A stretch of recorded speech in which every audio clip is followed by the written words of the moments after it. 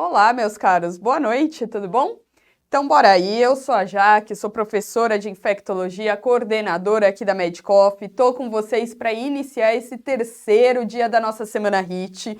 Trouxe uma aula muito especial, minha aula mais carinhosa, que é a aula de antibióticos na prática clínica, porque eu sei que além de ser um tema muito prevalente nas provas para vocês, é uma das maiores angústias universais de todo recém-formado. Então, bora aí aprender um pouquinho sobre antibióticos e da metodologia HIT.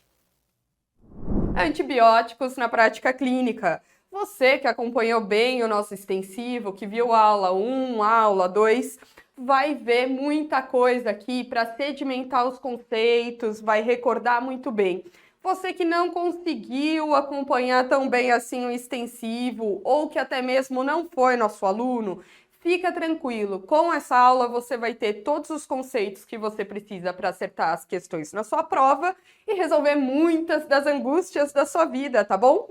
Então vamos lá, começando um pouquinho, a gente precisa falar sobre microbiologia e farmacologia.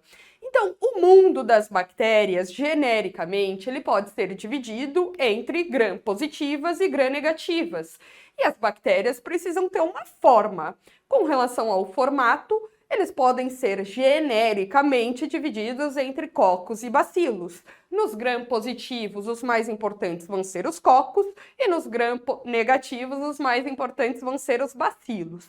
E ao que se deve essa diferença de gram-positivos e gram-negativos? É uma diferença estrutural das bactérias. Então você tem que ter uma noção que toda bactéria tem uma membrana celular, né? Meio óbvio. Só que para essa membrana não se romper com estresse osmótico e permitir a vida livre das bactérias, elas possuem uma parede celular. Nos gram-positivos, essa parede ela é bem espessa, ela é robusta. Já nos gram-negativos, essa parede ficou fininha, ficou adelgaçada. E nessa parede celular, a gente vai ter aí as PBPs, que são proteínas ligadoras de penicilina. São elas que unem os peptídeos glicanos e formam a parede, tá? Já os gram-negativos, eles evoluíram um pouco a mais em termos estruturais. Então, justamente por ter essa parede celular fininha, é que eles vão ter o chamado espaço periplasmático, que é onde se concentram as enzimas inativadoras de beta-lactâmicos, as ESBLs, as KPCs, que a gente vai falar aqui na aula. E além disso, os gram-negativos, eles ainda têm uma camada a mais, acima da parede celular, que é a membrana externa, composta de lipopolissacarídeos. Essa membrana externa diminui a penetração de muitos antibióticos e vamos lembrar que os beta-lactâmicos agem na parede, então diminui penetração de beta-lactâmicos, entre outros. E elas atuam como fatores de virulência, elas são as endotoxinas e contribuem para o choque tóxico, choque séptico aí, tão famoso dos gram-negativos, tá bom? Bom, e quem são os gram-positivos e quem são os gram-negativos?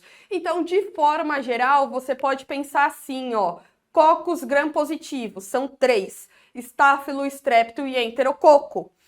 Bacilos gram-positivos, não vou entrar em detalhes nele aqui na aula, mas nós temos 2, Clostridium e Listeria. Já gram-negativos, aqui nós vamos falar somente dos bacilos gram-negativos, e eles podem ser genericamente divididos entre fermentadores de glicose e não fermentadores de glicose. Se fermenta a glicose, está lá no nosso intestino, faz parte da nossa flora bacteriana. E os não fermentadores de glicose, eles não são colonizadores do nosso intestino. E você vai gravar basicamente que não fermentadores existem 4, mas de maior importância clínica são 2, a Pseudomonas e o acineto. Os outros 2 de um pouco de menor importância é Stenotrophomonas e Burkholderia. Então, assim, grava quem são os cocos gram-positivos, grava quem são os não fermentadores. Basicamente, o que sobrar é da família das enterobactérias, que a gente vai falar aqui na aula, tá bom? Bom, e sobre farmacologia básica? Você tem que entender alguns conceitos, porque isso vai implicar em como a gente administra o antibiótico. Então, quando a gente faz uma dose, a gente vai obter uma curva de concentração por tempo, tá? E aí a gente tem essa linha vermelha aqui, que é a MIC, que é concentração inibitória mínima, que é a concentração do antibiótico que é capaz de inibir o crescimento bacteriano por 18 a 24 horas, tá bom? E aí, beleza, fizemos uma dose do antibiótico. Alguns antibióticos, alguns não, cada antibiótico vai ter a sua farmacodinâmica otimizada de acordo com alguns parâmetros. Então, por exemplo, nós temos os antibióticos ditos aí picodependentes. Como que eles são otimizados? Conforme mais rápido e maior for a concentração máxima dele, melhor ele funciona. Antibióticos que são assim, que você tem que saber, são os aminoglicosídeos, gentamicina e amicacina, de principal uso, tá bom? E como eles são picodependentes, eles costumam apresentar o efeito pós-antibiótico, que é, mesmo quando a concentração fica abaixo da MIC, ou seja, da concentração inibitória mínima, então mesmo quando o antibiótico passa para essa zona aqui inferior, ele continua tendo ação bactericida, ele continua matando, tendo seu efeito, tá bom? Mas nós vamos ter os antibióticos ditos tempo acima da MIC dependentes, ou seja, para esse antibiótico, eu não faço questão de me preocupar com o pico sérico dele. Por quê? Porque quanto mais tempo ele ficar acima da linha vermelha, melhor vai ser a ação dele.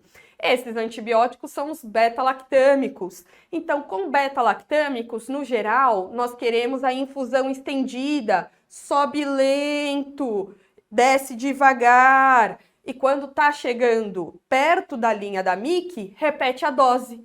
Então, a gente faz múltiplas infusões no dia, tá bom? E nós vamos ter os antibióticos aí que são área acima da curva da MIC dependente. Que aí é uma área logarítmica, você vai se importar tanto com o tempo que ele passou acima da MIC, quanto com o pico, o valor sérico máximo dele, e o valor de vale, que é o valor que você afere 1 hora antes da próxima dose do antibiótico. Aí você tem que ter uma calculadora de maior relevância na clínica, nós vamos ter a vancomicina, e da vanco você tem que saber alguns efeitos colaterais. Ela é bastante nefrotóxica, principalmente em doses acima de 4 gramas por dia. Então, a gente não costuma dar doses maiores do que 4 gramas, tá bom? E ela faz a síndrome do homem vermelho. A síndrome do homem vermelho é o seguinte, pessoal, no início da infusão da vanco, o paciente desenvolve um rash pletórico em tronco e face, ele fica taquicárdico, às vezes ele faz até um pico subfebril. A gente não sabe o mecanismo fisiopatológico da síndrome do homem vermelho, mas ela costuma melhorar quando você aumenta o tempo de infusão da vanco, diminuindo a sua velocidade que corre lá na bomba. Isso costuma resolver a síndrome do homem vermelho. Às vezes não resolve, às vezes o paciente continua a fazer essa reação, mesmo com o tempo de infusão de vanco estendido. Quando isso acontece, a gente classifica o paciente como alérgico à vancomicina e tira ela da prescrição. Então, veja bem, síndrome do homem vermelho não é alergia, a não ser que o paciente te diga que é, tá bom? E vancomicina também pode fazer a granulocitose aí, pode fazer uma mielotoxicidade, atingir todas as séries, mas principalmente a série branca. Então, cuidado com o paciente que está em uso de vanco e do nada começou a ficar leucopênico, tá bom? Então, olha só essa questão que caiu ano passado aqui na Mirgs, te perguntava exatamente o que eu acabei de falar, pedindo para correlacionar a coluna 1 e a coluna 2 com os respectivos antibióticos. E na coluna 1, ele trazia a definição de antibióticos pico-dependente e na coluna 2, a definição de antibióticos tempo-dependente. dependente. E aí bastava você saber que gentamicina é um aminoglicosídeo e que piperacilina, tazobactam e meropenem são carbapenêmicos. Você nem precisava saber sobre azitromicina e ciprofloxacino. Isso nem vinha ao caso, tá bom? Bom, mas você sabe que piperacilina, tazobactam e meropenem são carbapenêmicos? Então, assim, são beta-lactâmicos, desculpa. Então, assim, você tem que saber quem são os beta-lactâmicos. Eu sempre trago esse meme aqui, que eu acho ele bem emblemático. Quando eu estava no R1, passando a visita na enfermaria, e o assistente ficava falando assim, porque vamos dar um beta-lactâmico, vamos preferir um beta-lactâmico nesse caso, e eu nem sabia quem eram os beta-lactâmicos. Então, assim, de principais classes de beta-lactâmicos que você tem que gravar são as penicilinas, as cefalosporinas e os carbapenêmicos. Nós temos aí cefamicinas, monobactâmicos, enfim, mas gravem esses três. Em cada classe, lógico, nós vamos ter os seus representantes. Então, começando aqui sobre as penicilinas, a gente vai ter as penicilinas naturais, as primeiras a serem descobertas, que aí a gente vai ter a benzetacil, que lembra que ela não é ogra, ela é tranquila, ela é intramuscular, ela é de depósito, ela não faz pico sérico, ela não ultrapassa a barreira hematoencefálica, mas ela mantém a sua meia-vida por muito tempo, por dias. E a gente usa ela na prática clínica mais em sífilis e febre reumática. A gente vai ter também a penicilina cristalina, que hoje em dia está com seu uso restrito basicamente para neurosífilis, porque ela é ogra, ela quebra a barreira hematoencefálica, ela penetra bem, mas lembra que ela tem uma meia-vida muito curta, de 4 horas, então você tem que fazer múltiplas doses no dia, faz bastante volume para o paciente e ela é conjugada a um sal de potássio. Então, toda vez que você dá penicilina cristalina para um paciente, você tem que saber que você está dando muito potássio, tá bom? Aí, passado das penicilinas naturais, a gente vai ter as penicilinas semissintéticas, a AMP e a AMOX. Elas são irmãs, elas têm o mesmo espectro de ação. A ampicilina fica um pouco restrita na prática clínica para enterococo e listéria, mas é bom que você saiba que se um enterococo é ampicilina sensível, ele pode ser tratado com amoxicilina, tá bom? E aí depois nós vamos ter as penicilinas que ampliaram o espectro, porque elas foram conjugadas aos inibidores de beta-lactamase aí. E aí a gente vai ter o clavulin, que é a amoxicilina com clavulanato, que a gente usa principalmente para infecções de otorrino e de pulmão.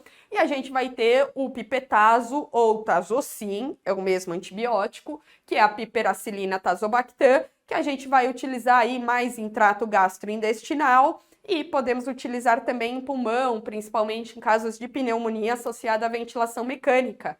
Mas atenção, tazocin não penetra na cabeça, tá bom?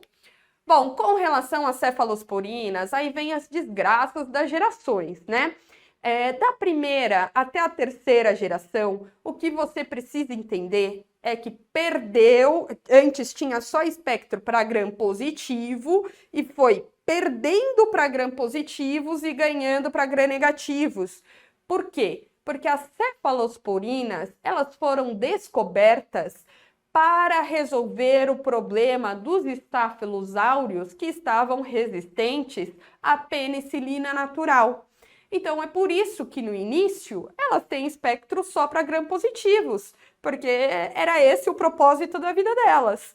É que depois nós fomos começando a ter outros problemas na prática clínica, mais relacionados aos gram-negativos, que são bactérias mais evoluídas, e aí as penicilinas foram evoluindo para combater os gram-negativos. Então, vamos lá. Primeira geração, cefalexina, infecções de pele, partes moles simples, que você realmente só quer tratar gram-positivos. Segunda geração, já pega ali, dá um tapa nos gram-negativos. Então, ó, segunda ainda funciona muito bem para gram-positivos, a gente usa ela na prática clínica com esse foco, mas já que ela dá um tapa nos gram-negativos, a gente usa ela como profilaxia. Então, você vai ver a gente prescrevendo de forma geral, por exemplo, numa erisipela ou mesmo numa pneumonia simples, mas lembra do uso profilático delas, tá bom? E aí tem que ser feito em até 1 hora da infusão da incisão da pele, repete no intraoperatório e mantém no pós-alta, no pós-operatório imediato, tá bom, pessoal? Principalmente cefuroxima. Aí a gente vai ter a terceira geração. A partir da terceira geração, são as oximinocefalosporinas. Não precisa lembrar disso, mas lembra que a partir da terceira geração elas ficam ogras, elas ficam porretas, porque elas foram feitas com uma alteração estrutural da cadeia oximino, tá bom? E aí elas são de amplo espectro e elas têm o foco principal em gram-negativos. Até funciona para gram-positivos? Funciona. Estrepto, estáfilo sensível também, mas o foco delas é gram-negativos. E aí vem a ceftriaxone, que a gente usa para absolutamente tudo, e a ceftazidima, que foi a primeira cefalosporina que teve ação contra pseudomonas. Só que por ganhar ação contra pseudomonas, ela meio que perdeu um pouco de ação para o resto comparada à ceftriaxone. E aí veio o cefepime. O cefepime é uma ceftriaxona antipseudomonas, porque tem a mesma potência da ceftriaxone para as demais coisas que a ceftazidima tinha perdido aí, e ele funciona contra pseudomonas. Então você vai ver a gente dando cefepime, por exemplo, em neutropenias febris. E aí depois veio a quinta geração, que a gente vai ter de representantes aí, o ceftaroline, que é uma cefalosporina que tem ação contra o MRSA. Calma, já vou explicar tudo isso na aula. E a gente vai ter o ceftalozane tazobactam, que é o Zerbaxa, que vai ser a cefalosporina avançada contra pseudomonas multidroga resistente. E com relação aos carbapenêmicos, a gente vai ter aí o meropenem, que você deve usar de monte no seu hospital. Vai ter o ertapenem, que é o único que pode ser feito uma vez ao dia e intramuscular. Então, ele é legal quando a gente quer deshospitalizar o paciente, tá bom? E a gente vai ter o imipenem, que você não deve nunca ter prescrito ele, muito provavelmente, porque os hospitais não costumam fazer licitação de compra. Ele é o que mais diminui o limiar convulsivo e ele é um pouco menos estável do que os outros, algumas beta-lactamases, tá bom? Mas mencionando em diminuição de limiar convulsivo, você tem que se ligar que os beta-lactâmicos, eles apresentam efeitos colaterais relevantes na prática clínica. Além de alergia, de nefrite intersticial aguda, todos os beta-lactâmicos, eles podem induzir convulsão. Isso é mais comum a partir das cefalosporinas avançadas, então a partir da terceira geração para baixo, e nos carbapenêmicos, mas qualquer beta-lactâmico pode fazer isso, tá bom? Bom, e demais antibióticos para além dos beta-lactâmicos que você tem que saber.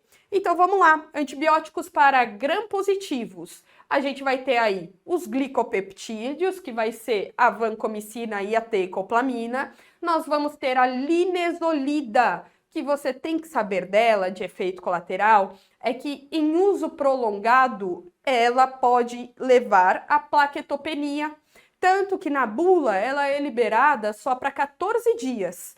A gente faz uso off-label dela em tempos mais prolongados, osteomelites e coisas do gênero, mas é importante você saber que tem que monitorar o hemograma do seu paciente. Além disso, também é descrito síndrome serotoninérgica com a Linê, mas é um evento muito raro, tá bom?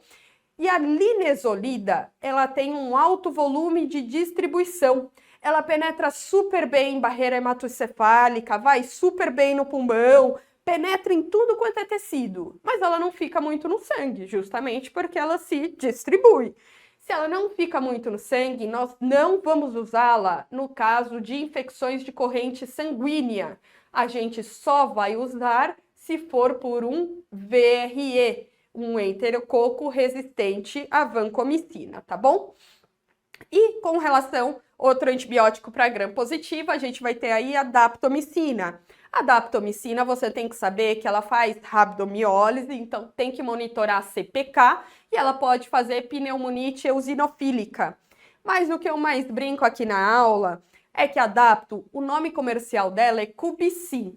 E aí, minha professora, a doutora Elizabeth Nicodemos, sempre falava assim, Cubicin, Cubinão, nunca use no pulmão, porque a Dapto é inativada pelo surfactante pulmonar. Então, ela não funciona para tratamento de pneumonias. Além disso, ela também não penetra sistema nervoso central. Quem penetra são glicopeptídeos e linezolida, tá bom?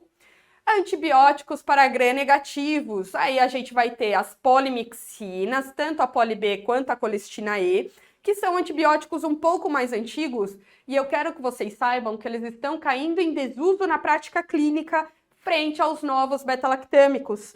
Atualmente, os guidelines recomendam o uso de polimixinas somente para casos de cistite simples, não pode ter nem pielonefrite por gram-negativos multidroga resistentes, tá?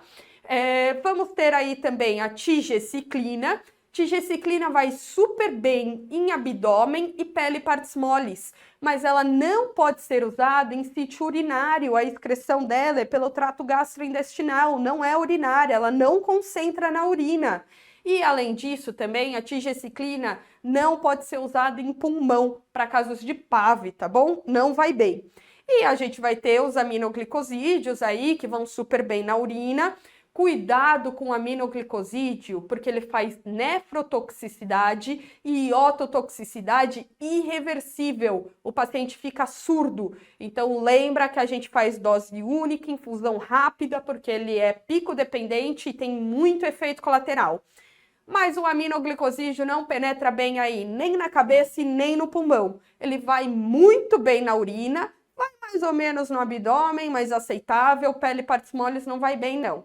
E com relação a anaeróbios, a gente vai ter aquela famosa brincadeira do umbigo para cima, clindamicina, do umbigo para baixo, metronidazol. Porque o metronidazol, ele funciona um pouco melhor do que a clindamicina para o gênero Bacillus, que é o principal anaeróbio aí do trato gastrointestinal. Bom, e eu mencionei então que beta-lactâmicos fazem muita reação alérgica. Então, você tem que saber um pouco sobre a alergia entre as classes de beta-lactâmicos. Então, é o seguinte, ó, essa foto simples do UpToDate, você pode ver aqui, ó, que entre cefalosporinas e penicilinas, reação cruzada ocorre em menos de 2%. Entre penicilinas e carbapenêmicos, ocorre em menos de 1% dos casos, assim como entre carbapenêmicos e cefalosporinas. Então, é o seguinte, pessoal. Se o paciente se refere alérgico a uma penicilina, você tem segurança sim para dar uma cefalosporina ou para dar um carbapenêmico. Quando que você não vai ter esta segurança? Quando a alergia que o paciente referir for seguramente uma alergia IgE mediada, que é uma anafilaxia, um angedema, um broncoespasmo ou uma urticária. De forma geral, o paciente referir uma reação claramente mediada por IgE a algum beta-lactâmico, então você não dá nenhum. Se você for ler os guidelines, eles até te falam assim, se referiu alergia à penicilina, se teve um broncoespasmo com uma penicilina, você pode tentar cefalosporinas avançadas e carbapenêmicos, porque as cefalosporinas avançadas, lembra que eu falei que elas são oximinosefalosporinas, então elas são um pouquinho mais diferentes. Mas os guidelines te falam que você pode até tentar se você tiver ali com uma bola de adrenalina olhando para a cara do paciente, entendeu? Então, como regra geral, se é alergia comprovadamente IgE mediada, você não vai fazer beta-lactâmico, tá bom? Agora, todo mundo gosta de se referir alérgico a bezetacil, e quando você vai ver direito, não é tanto uma alergia, foi um mal-estar, uma cefaleia, uma intolerância gastrointestinal, ou deram uma amoxicilina no caso de um EBV, que faz aquele rash, ou foi uma reação paradoxal da sífilis, de Jarek Reichmer lá.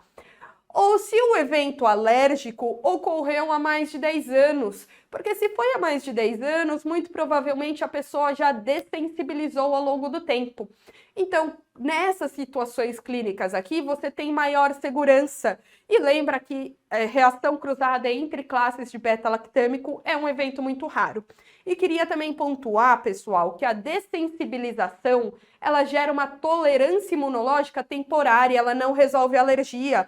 Então, cuidado com a sua gestante que internou para tratar a sífilis, dessensibilizou, foi de alta e se recontaminou. Tem que internar de novo e dessensibilizar de novo, tá bom? Bom, então olha só essa questão que caiu aqui ano passado na USP, mulher de 18 anos com febre e dor de garganta há 2 dias, teve reação anafilática, claramente mediada por IgE aos 10 anos, então faz só 8 anos, a bezetacil. Com essa informação, você já sabe, você não pode dar nenhum beta-lactâmico. E o examinador foi até bonzinho, porque a cefuroxima não é uma cefalosporina avançada. Se ele te desse entre as alternativas aqui ceftriaxone, pelo guideline, você até poderia tentar, desde que fizesse em ambiente intra-hospitalar. Mas ele foi bonzinho, ele deu 2 penicilinas, a AMP e a Amox, claramente você não vai fazer. A cefuroxima, cefalosporina de primeira e segunda geração, você também não vai fazer, mas de forma geral, grava. Reação claramente mediada por IgE, você não vai dar nenhum beta-lactâmico, única resposta possível, azitromicina. Bom, então vamos falar aqui um pouquinho sobre gram-positivos. Dá uma olhada aqui nessa questão, temos uma mulher de 59 anos, um pós-operatório de uma histerectomia, e aí no 4º dia do pós-operatório ela fez uma febre e mostrou um infiltrado em pulmão esquerdo ali. E aí, após 2 dias, as hemoculturas vieram positivas com estáfilo, coagulase positivo, resistente a glicopeptídeos, e ele te pergunta qual o tratamento que você tem que dar.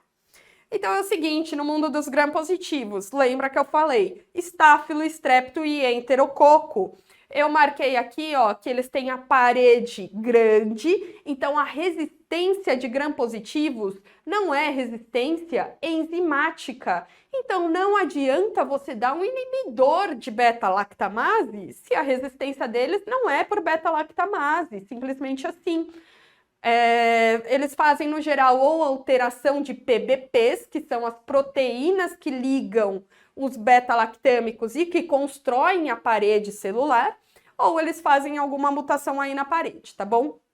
No mundo dos estáfilos, veja, a gente vai dividir entre estáfilo áureus e estáfilos coagulase negativo. Se é estáfilo coagulase negativo, estáfilo áureus é coagulase positivo. E justamente por ser coagulase positivo, ele é mais grave, ele é mais agressivo, tá bom? Os estáfilos coagulase negativos, eles são colonizantes da nossa pele. Então, muitas vezes, eles vêm positivos em hemoculturas, mas é simplesmente uma contaminação. Quando que você vai se preocupar que não seja uma contaminação? Quando o paciente tiver próteses ortopédicas ou dispositivos intravasculares. Aí você presta um pouquinho mais de atenção nos estáfilos coagulase negativos, tá bom? O mundo dos estreptococos a gente vai falar um pouquinho, e o mundo dos enterococos, basicamente, pode ser dividido entre Faecium e Fecalis. O Faecium é mais chatinho, muito frequentemente ele é resistente à ampicilina. Já o Fecalis, ele muito mais frequentemente é sensível, tá bom? Então, falando aqui um pouquinho sobre o estáfilo áureus, lembra, ele é coagulase positivo. Com isso eu quero dizer que ele tem alguns fatores de virulência que fazem com que ele seja mais agressivo. Ele emboliza, ele vai para o olho, ele gruda em válvulas cardíacas, ele faz êmbolo séptico em sistema nervoso central. Cuidado com o paciente dialítico que faz espondilodicite. Isso pode ser um estáfilo áureus. Tem que fazer o diferencial, espondilodicite por áureus ou por TB. E ele pode fazer também abscesso esplênico. E quando a gente discute resistência em estáfilo áureus, nós estamos falando do estáfilo resistente à oxacilina, que é o chamado MRSA. O MRSA, ele vai ter um gene, que é o gene MECA, que transforma a PBP2 em PBP2A. A PBP2A, ela é mutante. Os beta-lactâmicos não conseguem se ligar nela, pessoal. E aí você não perde essa opção. E lembra que os beta-lactâmicos, eles são porretas, eles são os queridinhos da infectologia. Eu brinco que todo antibiótico quer ser um beta-lactâmico. Qual que é o único beta-lactâmico que consegue se ligar na PPP2A? A ceftarolina, tá bom? Bom, e quem são? Já que você perde todos os beta-lactâmicos, você vai trabalhar com quem? Lembra, glicopeptídeos, linezolida ou daptomicina, tá bom? Então, você tem que saber quem são os pacientes que têm risco de ter um MRSA, porque se tem esse risco e você precisa cobrir Staphylo aureus, você não vai me dar um beta-lactâmico. Então, lembra, pacientes provenientes de instituições de longa permanência, que estejam em internações prolongadas ou já foram internados previamente, pacientes oncológicos, pacientes dialíticos que estão em frequente assistência à saúde. E o guideline americano traz também pessoas que vivem com HIV como risco de MRSA, mas no Brasil a gente não vê muito. De forma geral, como que você vai racionalizar o tratamento, então, de um Staphylo aureus? Você vai olhar o antibiograma e vai ver se ele é sensível à oxacilina. Se ele for sensível à oxacilina, você vai dar oxacilina. Mas saiba que se ele é sensível à oxacilina, ele é sensível a todos os beta-lactâmicos, com exceção de penicilina. Os estáfilos são universalmente resistentes à penicilina, tá bom? Então, você pode dar oxa, você pode dar cefazolina, você pode dar algum outro beta-lactâmico. Agora, se ele for resistente à oxacilina, aí a gente vai ter um MRSA. E aí, no geral, a primeira linha são os glicopeptídeos, vancomicina e teicoplamina. Só que tem um problema. Lembra que a vanco é a área acima da curva da MIC. Só que se o MIC de vanco vem de 2, essa linha sobe e a área acima da curva diminui. Então, o MIC de 2 de vanco ainda vai aparecer no seu antibiograma como sensível, mas nós temos evidência de maiores falhas clínicas. Então, quando olhar um antibiograma de um Staphylo aureus, olhe oxacilina e olhe um MIC de vancomicina. Se ele for de 2, nós já não... De 2 é proscrito utilizar, mas de 1 infecto já não gosta. A gente gosta de usar vanco no MIC 0,25, no MIC de meio, tá bom? E aí, se não der para usar vanco, nós vamos cair em linezolida ou daptomicina. E lembra, cub-sim, cub-não, nunca use no pulmão. Então, voltando aqui na nossa questão, eu coloco esse meme, porque assim, a questão diz que era um estáfilo coagulase positivo, então era um aureus, resistente a glicopeptídeos, resistente a vancomicina, não é resistente à oxacilina, é a vancomicina. É o seguinte, pessoal, nós tivemos um caso descrito no Brasil e 30 casos descritos no mundo desse Staphylo aureus. Então, a vontade que dá é de tacar fogo na paciente, mas enfim... o que ele queria era que você não colocasse como não marcasse a teicoplamina que ele te deu aqui nas alternativas, tá? E aí você tinha que lembrar que no foco pulmonar você não pode usar a daptomicina, então linezolida era a única opção. Olha só essa outra questão aqui, bastante interessante. A gente tem um homem de 45 anos aí que está tratando um Staphylococcus aureus em corrente sanguínea, ele é um dialítico, né? E aí fez um ecocardiograma, lembrar, sempre faz ecocardiograma e sempre pede fundo de olho em bacteremia por aureus, porque ele emboliza principalmente para esses 2 sítios, tá? E o ecocardiograma veio tudo bem, não veio transtorácico, mas bom, mas não veio com nada de alterado, não. Só que, ó, as hemoculturas no 6º dia ainda estavam positivas. E, no geral, a gente espera que a hemocultura, a partir de 72 horas, esteja negativa. O que pode estar acontecendo que o tratamento não está funcionando? Então, lembra que ele é um estáfilo coagulase positivo, ele se protege dos antibióticos coagulando o sangue ao redor dele, basicamente isso. Então, ó, ele está tratando com vancomicina e você tem uma cultura mostrando que ele é vancomicina sensível. Então, o antibiótico funciona, você tem que confiar na sua cultura. Mas será que a vancocinemia está certa? Porque aquela área acima da curva ali é importante, entendeu? Então, verificar o nível sérico de vancocinemia faz sentido. Realizar um eco transesofágico, o eco transtorácico, mesmo quando feito bom, ele pode falhar, pessoal. O transesofágico ele é mais sensível. Vale a pena você repetir o eco de 5 a 7 dias após o primeiro, se você tem uma suspeita clínica, porque muitas vezes ali você fez o eco logo no início da infecção, no início do diagnóstico, e não deu tempo de ter uma vegetação que fosse visível, tá bom? Realizar Doppler da FAV, pode ter um trombo ali na FAV, e se tem um trombo, faz uma trombose infectada, que em sendo um estafilocoagulase positivo, ele fica ali fazendo bacteremia persistente. Agora, substituir vanco por dapto? Por quê? Se você tem uma cultura que te mostra que a vanco é sensível, você faria isso se o MIC de vanco fosse de 2, porque vai te aparecer sensível, mas tem falha clínica. Mas era a resposta da pergunta, tá bom? Bom, mundo dos estreptos. A gente vai ter aí o pneumococo, que é o principal agente de pneumonias bacterianas.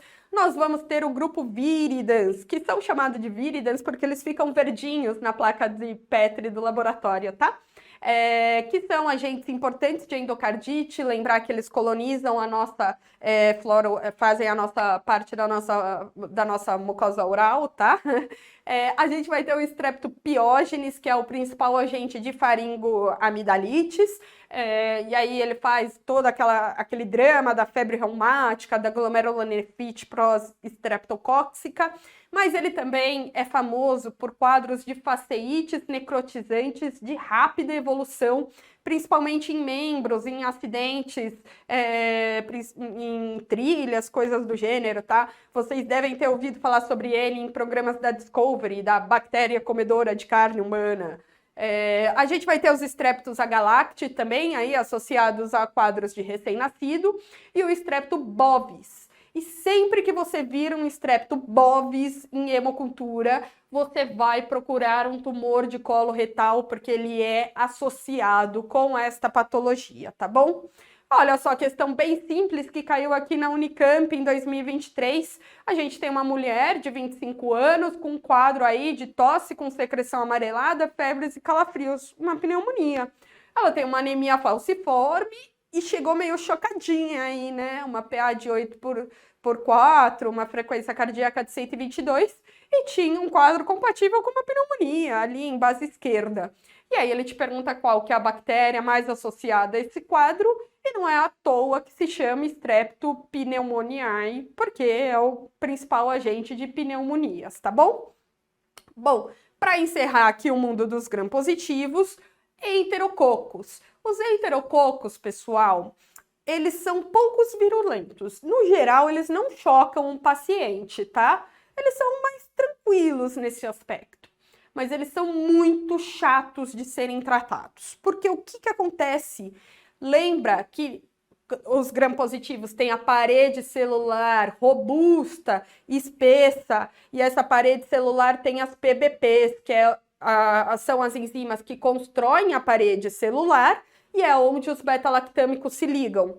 Só que as PBPs do enterococo é uma PBP mutante, é a PBP5, e ela apresenta baixa afinidade por muitos beta-lactâmicos. Então, o enterococo ele é naturalmente resistente a carbapenêmicos e cefalosporinas. E aí ele pode ser ampicilina resistente ou ampicilina sensível. Você vai ver aí, o Festium costuma ser ampicilina resistente e o Fecalus costuma ser ampicilina sensível. Mas quando você pegar um antibiograma do enterococo, você checa isso, tá bom?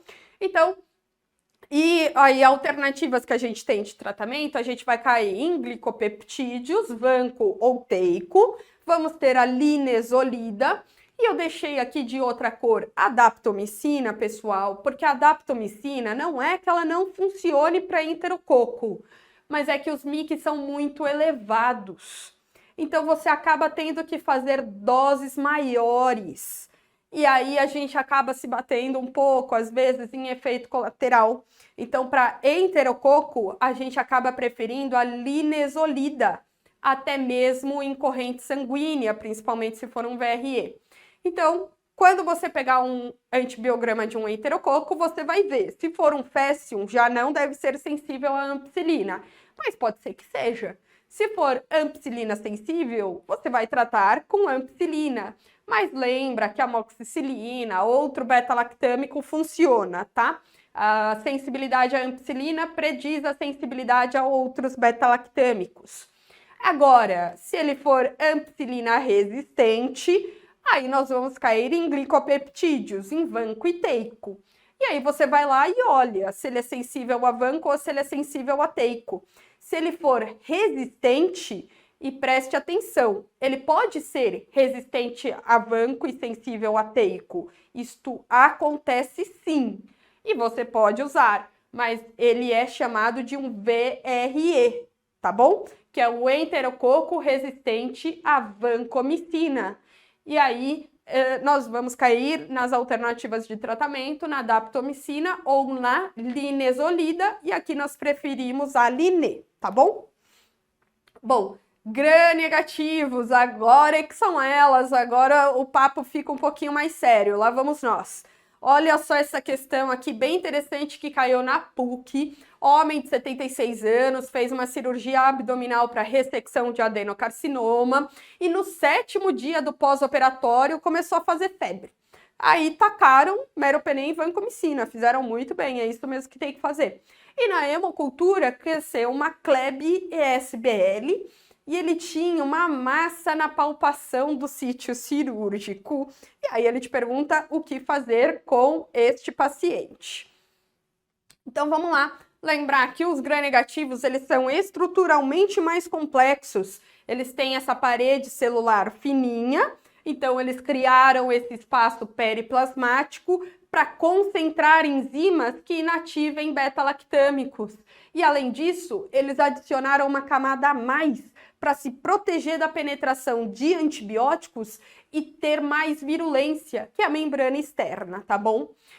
Bom, e o mundo dos bacilos gram-negativos pode ser dividido entre os que fermentam glicose e os que não fermentam.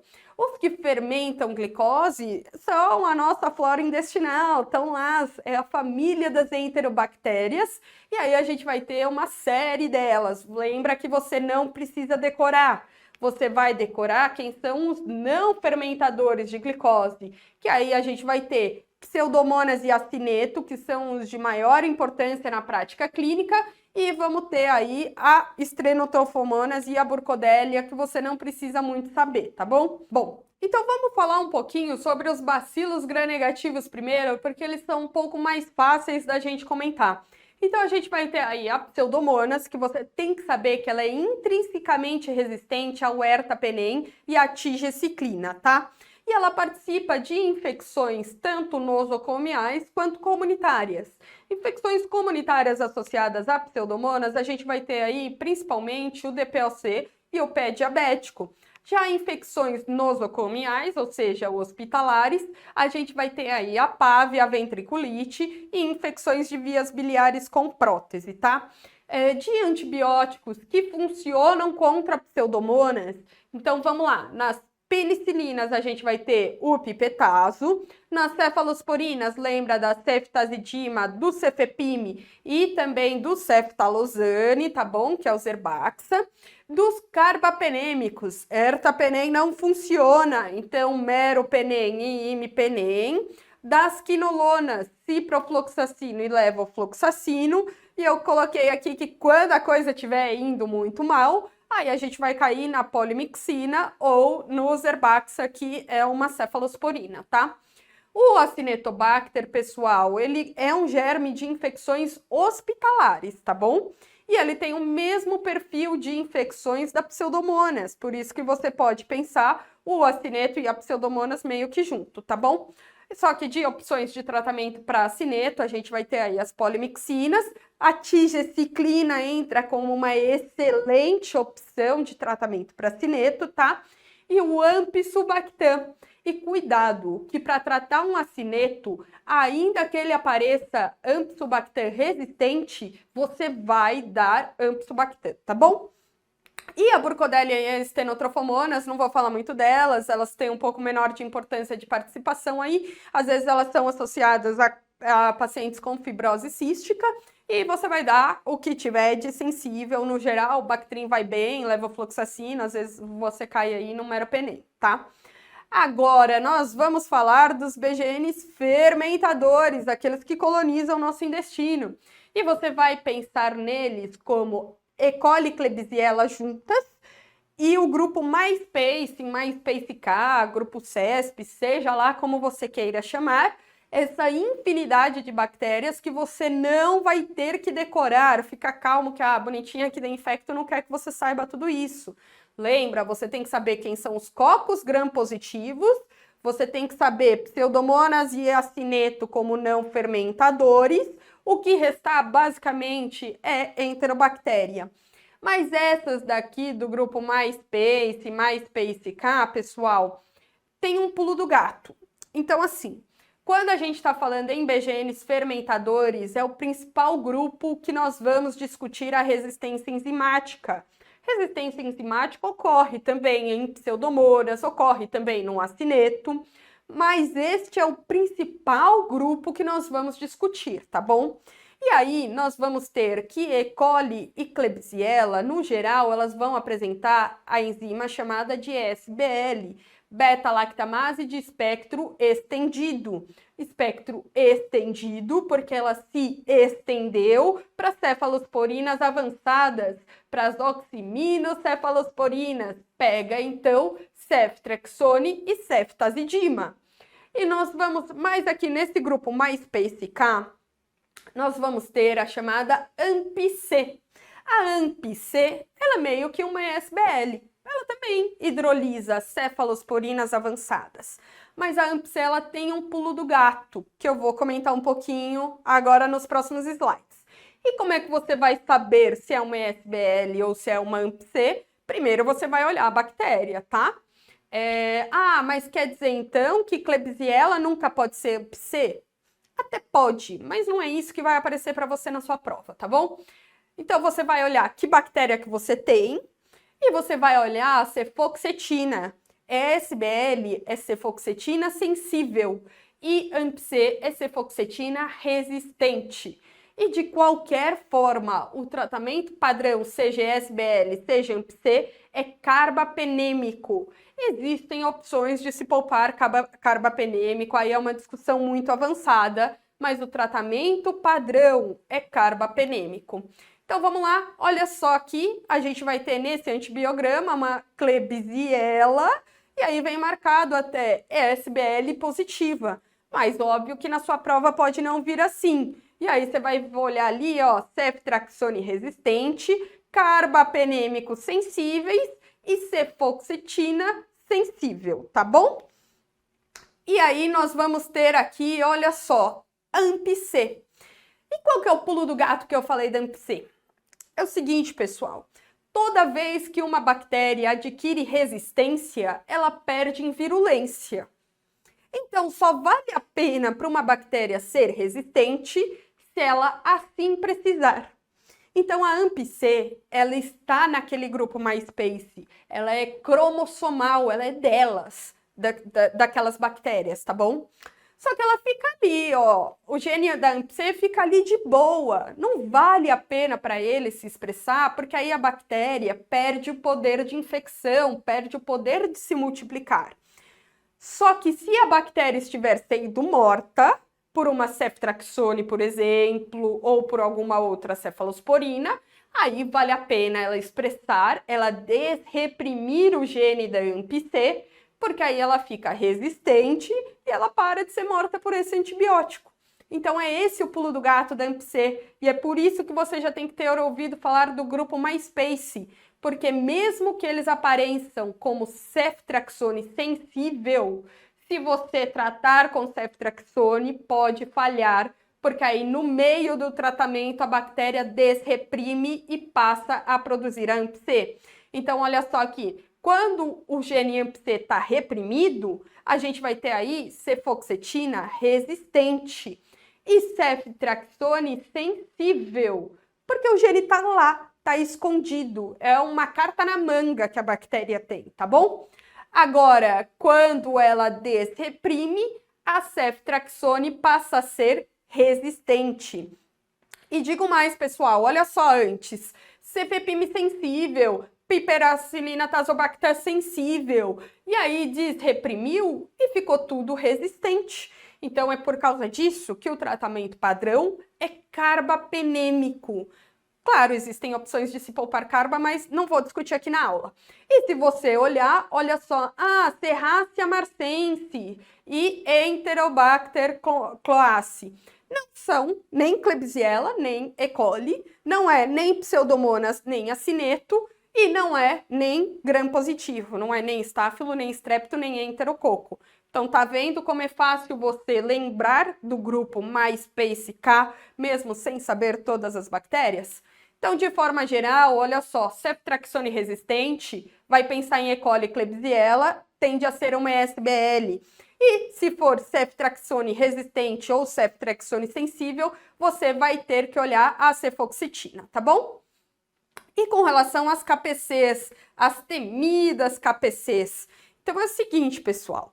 KPC é Klebsiella pneumoniae carbapenemase, porque ela foi descoberta numa Klebsiella, mas ela ainda é uma enzima. Em sendo uma enzima, ela pode ocorrer em qualquer enterobactéria. Então não vai me achar que só pode ser KPC uma Klebsiella. Você pode ter uma Serratia KPC, você pode ter uma Morganella KPC, qualquer enterobactéria, tá bom? E aí ela vai vir no antibiograma como resistente aos carbapenêmicos, conforme vocês estão vendo aqui na tela, tá bom? Bom, e eu queria que vocês soubessem que quando é resistente somente ao ertapenem, não é KPC. KPC tem que ser resistente ou ao imipenem ou ao meropenem. Se for só erta, não é KPC, tá? E elas são detectadas através do teste de Rod positivo. Se vocês lerem aqui a nota de rodapé, porque ler um antibiograma é também ler a nota de rodapé, vocês vão ver aqui, ó, teste de Rod positivo e teste de inibição para metalobeta-lactamases, o EDTA negativo. E o que é importante você saber... Opa, desculpa, deixa eu reabrir aqui. E o que é importante você saber para a sua prova? É que se o teste de Rod é positivo e EDTA negativo, isso se trata de uma KPC, o tratamento padrão é o Torgena, que é a ceftazidima avibactam. Agora, se o teste do EDTA for positivo, aí isso se trata de uma metalocarbapenemase, uma metalobeta-lactamase. E aí você tem que adicionar no esquema o azetreonam, tá bom? Bom, então voltando lá na nossa pergunta, olha só, nós temos uma SBL e nós estamos dando meropenem. Estamos indo muito bem, obrigada. Agora, e essa massa palpação aí da região do sítio cirúrgico? De nada te adianta ficar dando antibiótico se o que você precisa é da bisturiciclina, tá bom, pessoal? Se o que você precisa é controle de foco infeccioso. Se você não faz controle cirúrgico, você não resolve a infecção, tá? Então, alternativa A de rever o esquema antimicrobiano não faz sentido, é uma SBL, você está dando um carbapenêmico. Suspender vancomicina, legal, você vai suspender mesmo, provavelmente, sem necessidade de substituição, pois a baixa probabilidade de presença de gram-positivas, até tá certa a afirmação, mas ele te pergunta qual a conduta, e você tem uma massa nesse abdômen. Pelo amor de Deus, você tem que ver se não é um abscesso, tá bom? E manter esquema antimicrobiano, pois foi descartada a infecção por Clostridium, sei lá, o examinador arborizou aí, né, pessoal? Bom, falar um pouquinho sobre fungos. Cândidas, o mundo das cândidas. a gente pode dividir entre Candida albicans, a glabrata e a cruzei. E é o seguinte, Candida albicans é sensível a fluconazol, Candida glabrata é sensível dose dependente e a cruzei é resistente. Mas em casos graves, a gente sempre vai dar ou equinocandina, que aí vai entrar a micafungina, caspofungina, anidolafungina, tá bom? Ou anfotericina. E da anfo, lembrem-se que ela é muito tóxica, pessoal. Ela faz uma injúria renal que parece a da leptospirose, que é uma hipocalêmica. Ela faz cardiotoxicidade, você tem que fazer eletrodiário. Ela faz hepatotoxicidade, tá bom? Agora, quando você tem uma candidemia, cândida crescendo em hemocultura, leveduras em hemocultura, aí sempre você tem que abordar como um caso grave, porque veja que a cândida não consegue fazer infecção invasiva em alguém que está bem, né? Então, o paciente é grave. E você vai introduzir direto terapia empírica equinocandina. Mas saiba que a equinocandina não penetra bem em sistema nervoso central, tá bom? Nesses casos, a gente acaba caindo direto na anfotericina. E fatores de risco para um paciente fazer uma candidemia, que você tem que lembrar. Nutrição parenteral total por mais de 7 dias. Então, o paciente que fez uma cirurgia ali abdominal, cirurgia abdominal também é um fator de risco, e tá com ilho, alguma coisa, entrou NPT nele, cuidado que a formulação lipídica que vem por um acesso vascular central, que seja, ela altera a composição ali e propicia a formação, a penetração de cândida, tá? Cirurgia abdominal, uso de catéteres vasculares aí por mais de 7 dias, uso de ATB de amplo espectro recente, neutropenias prolongadas para mais de 7 dias, tá? Se você tem uma candidemia, você tem que fazer fundo de olho e eco transtorácico, que nem o Staphylo aureus, porque cândida também é um saco na hemocultura, tá bom?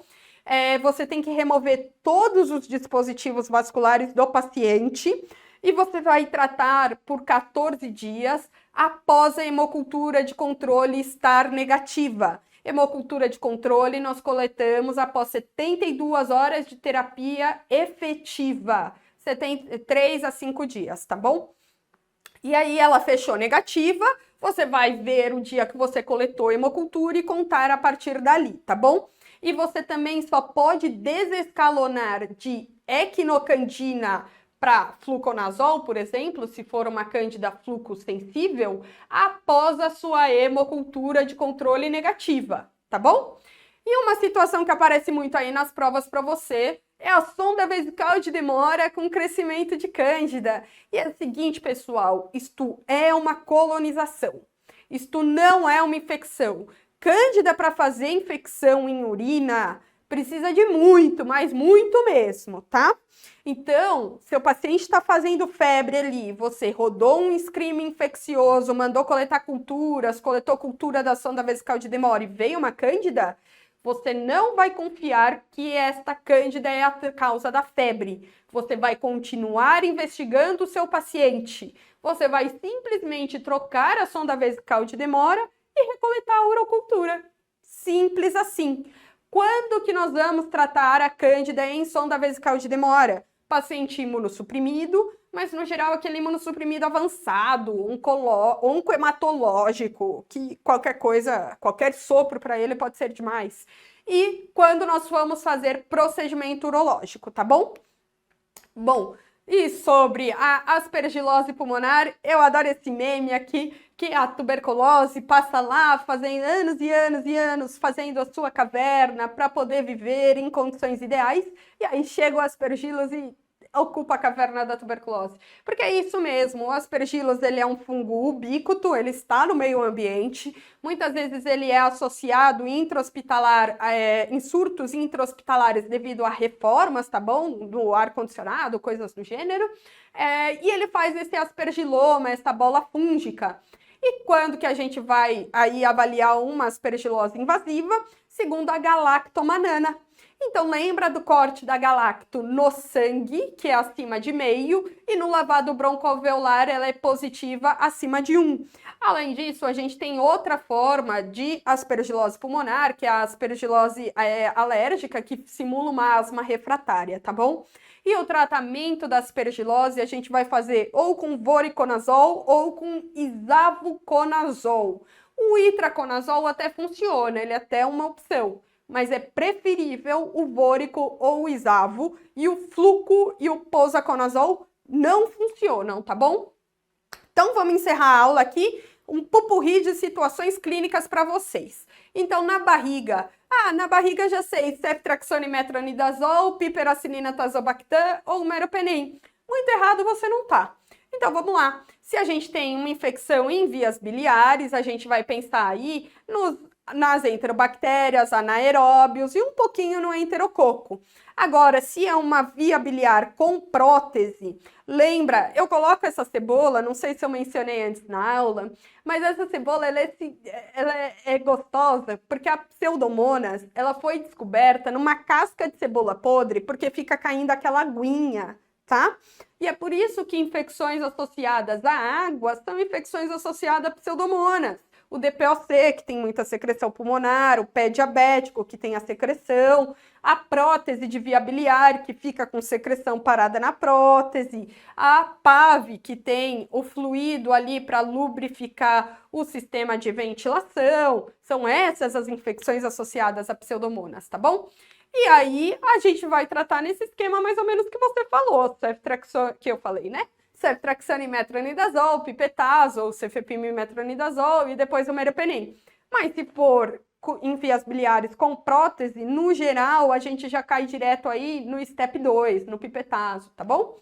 Agora, pancreatite aguda, lembra que você tem que ter uma suspeita de uma infecção. A pancreatite, ela é um quadro inflamatório estrondoso, ela faz uma resposta sistêmica inflamatória bruta, choca o paciente, mas não necessariamente tem infecção.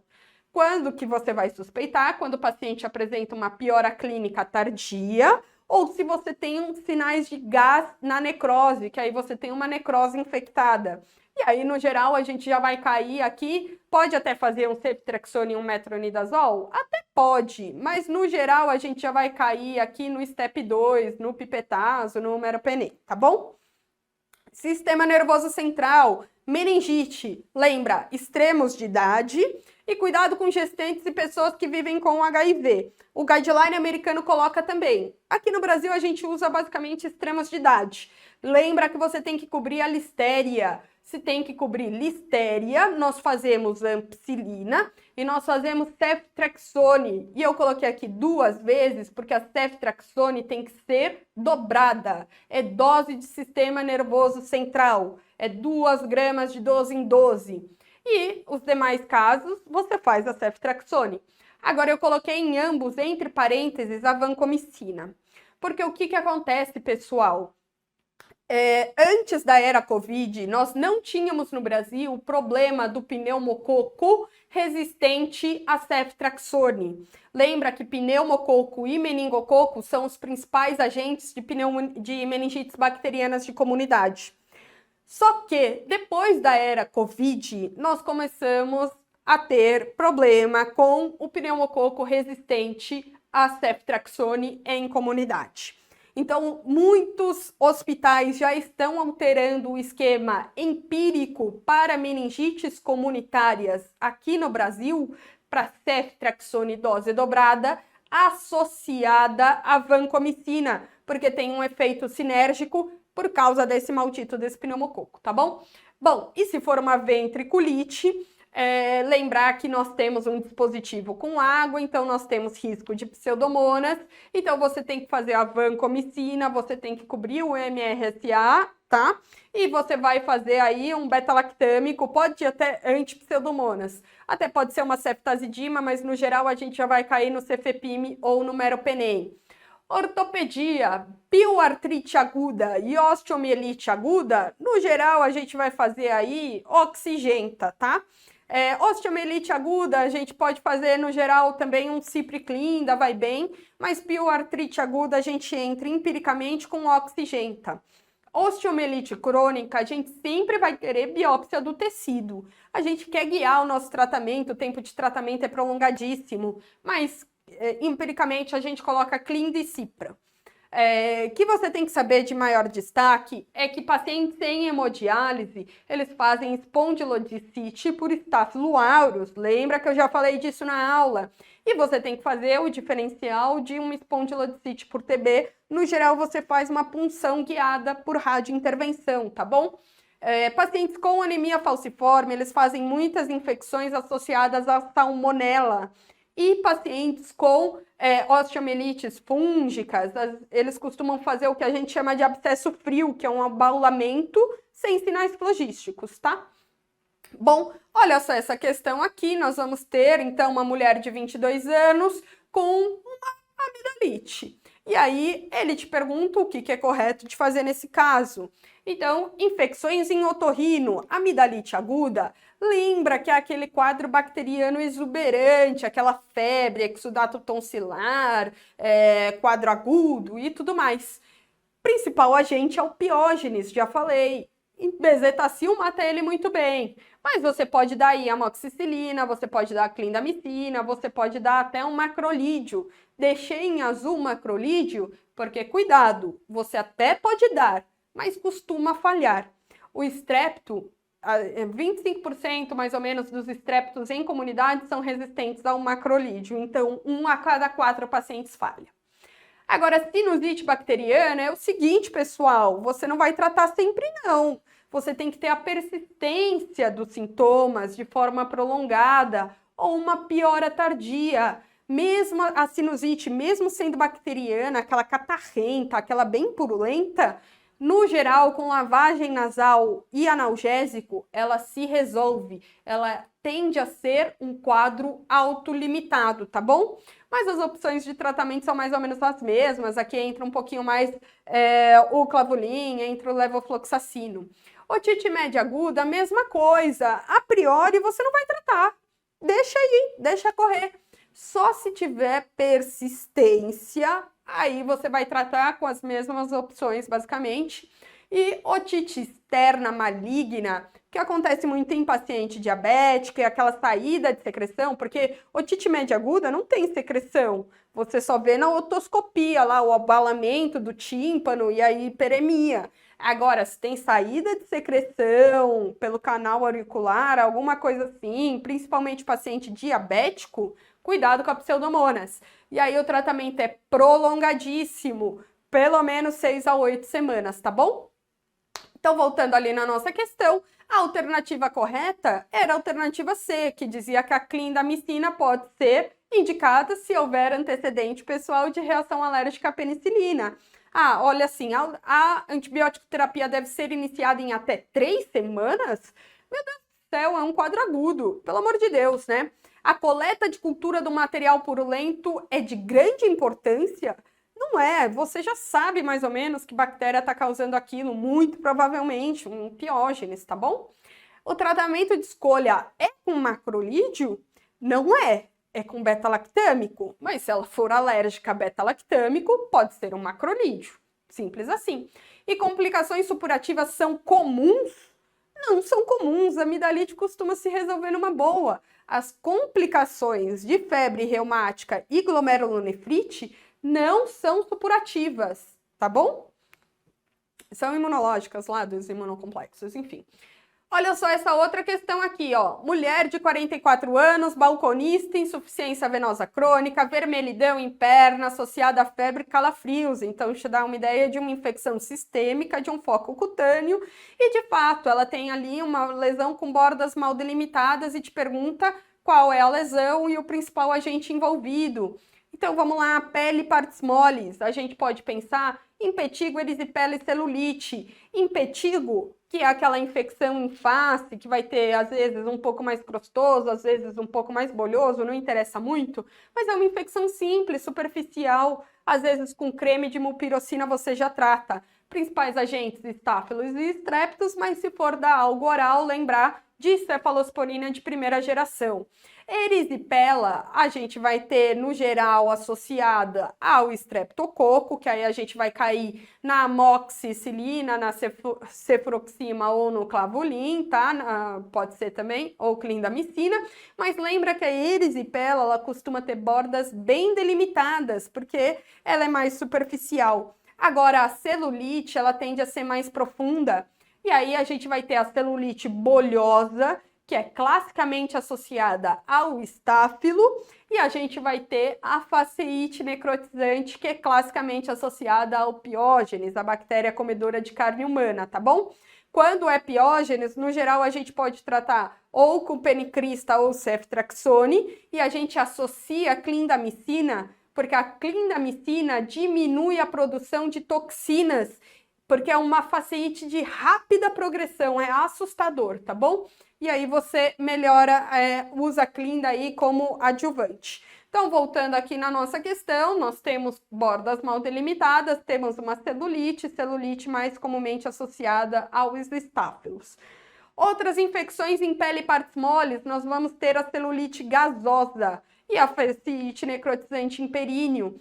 Celulite gasosa, cuidado com pacientes diabéticos e pacientes com uma dor desproporcional em exame físico. É aquele paciente que você olha a articulação, olha a região e não tem nada, não tá vermelho nem nada. E quando você encosta nele, ele berra de dor. Ou você até às vezes consegue palpar uma crepitação. Isso, no geral, a gente vai tratar com pericrista, o clinda e pipetazo. Costuma ser causado pelo Clostridium perfringens, tá bom? Faceite necrotizante em períneo, lembrar que você tem que cobrir aí as enterobactérias, então vai cair no tratamento de barriga, basicamente. Pé diabético, pessoal, primeiro você tem que avaliar se tem secreção ou não. Se não tem secreção, não é só porque o paciente é diabético que você tem que tratar diferente. Se não tem secreção, você trata como uma infecção de pele e partes moles. Agora, se tem secreção, tem risco de crescer pseudomonas, e aí você tem que dar algum antibiótico que tem ação contra pseudomonas. E sempre vai ter que avaliar se não tem que debridar esses casos, tá bom? Bom, olha só essa questão que caiu agora no Sírio. Um homem de 42 anos, alcoolismo grave, com febre, sudorese noturna, cansaço, anorexia, emagrecimento e tosse produtiva há uma semana. Ah, legal. Toxemiado, emagrecido, dentes em mau estado de conservação. E aí, quando você faz a imagem pulmonar, olha só que lindo. Tem até um nível líquido aqui nesse raio-x, né, pessoal? E olha essa cavidade aqui, olha só, que bonito. Poxa vida, ele fez claramente um abscesso pulmonar, não era muito para você ter dúvida. Mas em se discutindo pulmão, a gente vai ter aqui a pneumonia de comunidade, que eu vou falar rapidinho, vocês têm em outras aulas de curso. Pneumonia de comunidade, você tem que dividir o paciente que é ambulatorial e o paciente que você tem que internar. Ambulatorial, o paciente tem ou não tem comorbidade? É um idoso, um cardiopata, um diabético? Se não for, se o paciente for liso, um jovem, você pode dar só uma amoxicilina, ou só uma cefuroxima, ou até mesmo um macrolídeo. Mas lembra que macrolídeo está em azul porque tem chance de falha, mas pode dar, tá bom?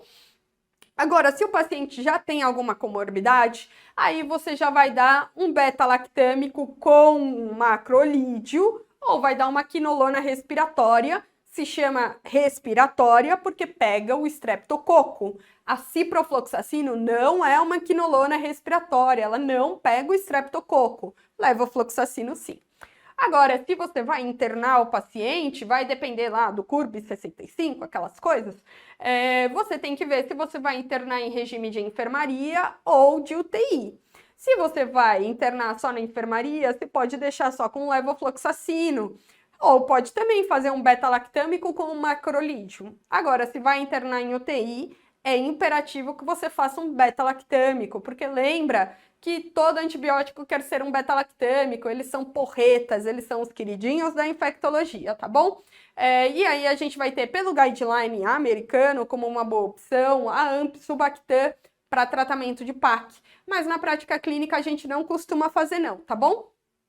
Bom, e com relação ao DPLC e a PAV, lembra que eles têm muita secreção, e aí você vai dar no DPLC o levofloxacino, e para o tratamento de PAV a gente vai entrar com algo que tenha um beta-lactâmico que tenha ação anti-pseudomonas. Agora, o caso em questão, nós tínhamos um abscesso pulmonar, e aí, em abscesso pulmonar, nós temos que nos preocupar com os anaeróbios e o grupo viridans, lembra que está na nossa mucosa oral, tá?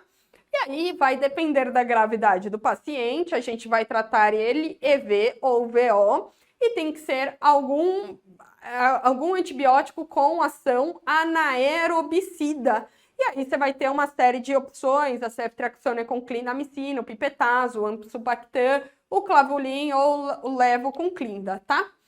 Mas voltando aqui na nossa questão, só pelo alcoolismo grave, você já tinha que sacar que você tinha que cobrir anaeróbios. Ah, mas esse paciente não tem também risco para o bacilo de Koch? Até tem, pessoal, mas assim, uma cavitação com nível líquido em base pulmonar, isso e um paciente chocado em uma semana de evolução, tuberculose não choca um paciente em uma semana de evolução, tá bom? Ela demanda um pouquinho mais de tempo, tá? Bom, para finalizar a aula, eu sei que vocês estão cansados, questão desafio, olha só. Paciente de 68 anos de idade, internado em UTI, fez ali um acidente, teve que fazer craniectomia descompressiva, deve ter sido aquele AVC maligno lá, e tá todo invadido, ventilação, catéter. No 7º dia, ele começou a apresentar o quê? Uma PAV, febre, mudança de características de secreção, toda essa dramaticidade. Introduziram aí pipetase e vanco, fizeram super bem, e veio aí um crescimento de uma CLEB, e aí ele te dá o antibiograma. Nesse antibiograma, vamos ver aqui, olha só, amica sensível, torgena sensível, que bom, cefepime resistente, ceftriaxone resistente, cipro resistente, genta resistente. Lembra, a mica pode até estar sensível, mas a aminoglicosídeo não vai bem em pulmão. Ceftriaxone resistente, então não vou usar, né? Carbapenêmico, sensível, aumentado, exposição. O que isso quer dizer? Justamente o que o nome fala. Se você der mais beta-lactâmico, vai funcionar. Mas se você utilizar a dose normal, a dose padrão, não vai funcionar aí tão bem, tá? E polimixina sensível, mas lembra que eu falei, polimixina hoje em dia é só para cistite simples. E aí ele te perguntava qual que é a pergunta, dá uma olhadinha. Muito que bem. A pergunta, qual que era a resposta, desculpa? A resposta correta era a alternativa B. Olha só a alternativa A. Manter a prescrição do pipetazo? Não. Não tem como você manter o pipetazo, porque você tem que, ele é sensível ao aumentar a exposição. Você tem que aumentar a dose do pipetazo. E ainda assim, você não faria isso, porque você tem aqui pelo menos uma ESBL, deve ser uma ESBL um pouco mais avantajada, por isso que tá ali, ó, quase pegando os carbapenêmicos, ou sei lá, enfim, alguns outros mecanismos de resistência, tá? Mas fato é que você vai trocar isso daqui para um carbapenêmico ou para um torgene, enfim. Aí vem aqui a alternativa B, suspender o antimicrobiano e iniciar meropenem 2 gramas a cada 8 horas. Exato, é o que você faria para aumentar a exposição. Lembra que um mero tradicionalmente é 1 grama a cada 8 horas.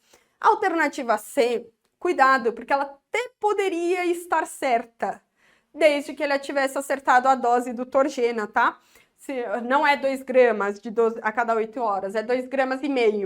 E a alternativa D, que coloca aí solicitar uma procalcitonina, não faz sentido algum. Procal a gente usa quando a gente está na dúvida se tem uma infecção ou quer retirar um antibiótico, tá bom?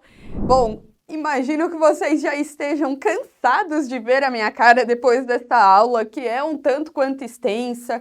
Ela costuma ser mais longa do que as aulas normais do curso mesmo, mas é que assim, né, pessoal, antibiótico terapia tem até uma razão social de ser ensinada. Espero que vocês tenham resolvido algumas das angústias e que se sintam preparados aí para todas as questões que aparecerem nas suas provas, tá bom? Queria convidá-los também para comparecer especialmente na nossa última aula da semana, para vocês aprenderem um pouquinho sobre o que a gente discute nos programas de mentoria, que cai aí na parte de otimização de técnicas de estudo. É isso aí, valeu, muito obrigada e até a próxima!